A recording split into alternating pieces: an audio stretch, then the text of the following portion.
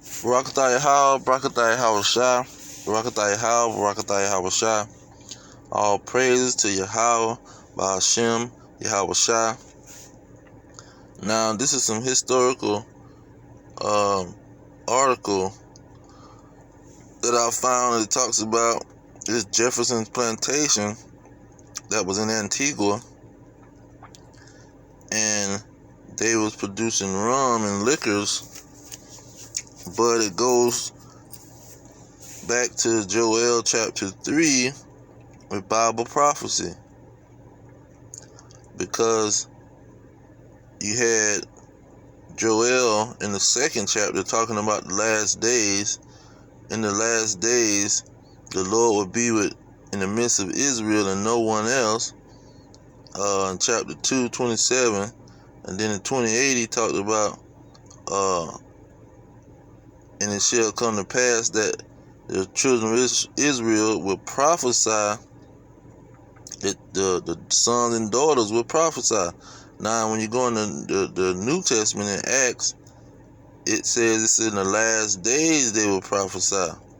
So in the last days, the children of Israel would prophesy, and he would, and then it go down to chapter 3, which, mind you, they didn't have chapters when they wrote their letter. When Joel wrote the letter, they didn't have any letters and chapters and numbers. I mean, not letters, but numbers and chapters and verses. So he said in the last days, the children of Israel, sons and daughters, will prophesy. Then he said in chapter 3, verse 1, for behold, in those days, so in those last days, at that time, when I shall bring again, meaning I will remind or bring back to mind the slavery of Judah and Jerusalem. And in verse 3 he say, and they have cast lots for my people, and have given a boy for an harlot, and sold a girl for wine. And mind you who they got on the picture. It's a girl, it's a woman, and she's putting a fingerprint on the documentation as property, cattle. And that go to the iron, yoke of iron on the wall. Now this is a slave exhibit. This is a slave exhibit of the situation. Now to finish the verse, it say, they sold a girl for wine that they might drink, because they was making the sugar cane, turning into molasses and sugar and rum. And you see it says wines, Jamaican rum, Scott whiskeys, Irish whiskeys, Liverpool gin, liquors. You see, so all of those is considered wines. And so this is what they was doing. And so when you go to verse 6, it says the children also of Judah and the children of Jerusalem have ye sold unto the Grecians. Now we know who live in Greece, a bunch of red dragons, the so-called white man. And they was always the Grecians. Nobody else nobody else lived in that land until the Alexander the Great. He took over that land and took over that name from the original Grecians from long ago. And the Israelites wasn't being sold to nobody, especially not them ancient Grecians. Only when Alexander the Great took over did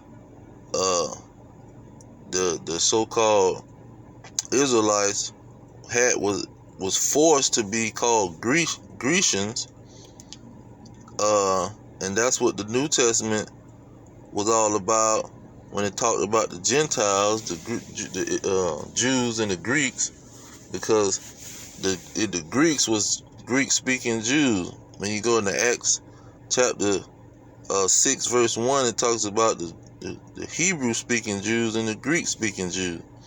So that's what the Gentiles was in the New Testament.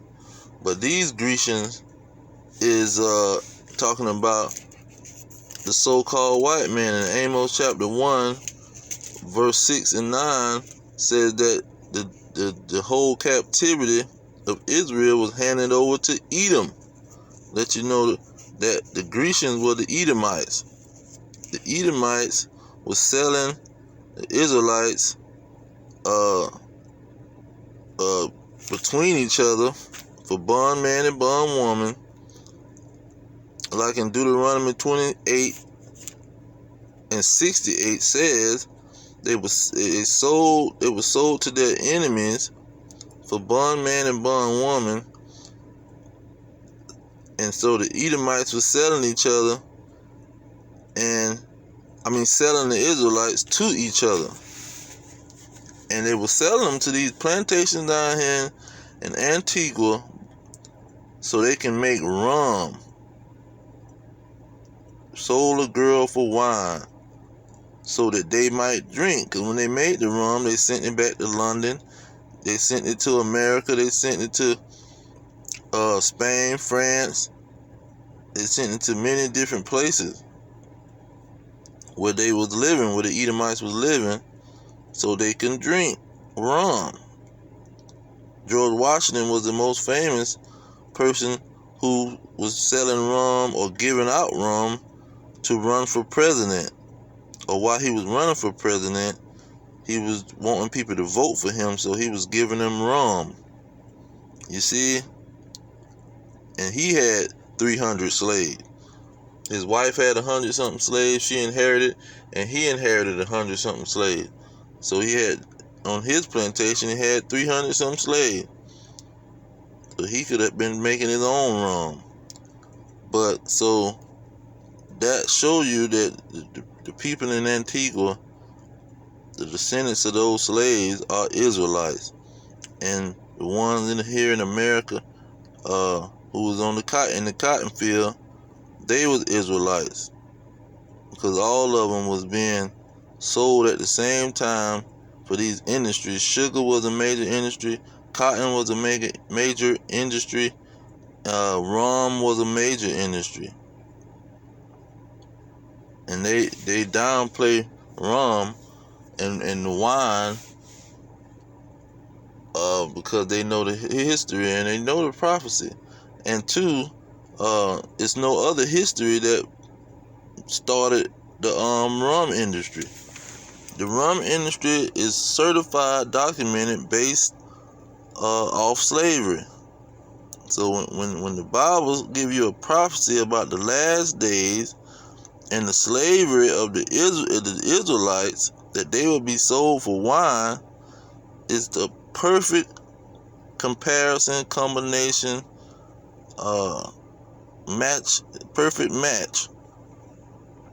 It only matches the Israelites. It only matches the blacks, Hispanics, and Native Americans that was being sold by these red dragons after 1492, when they started going to the west coast of Africa, coming over here to Cuba and Antigua and all these places, and grabbing up people and moving them around on ships, slave ships.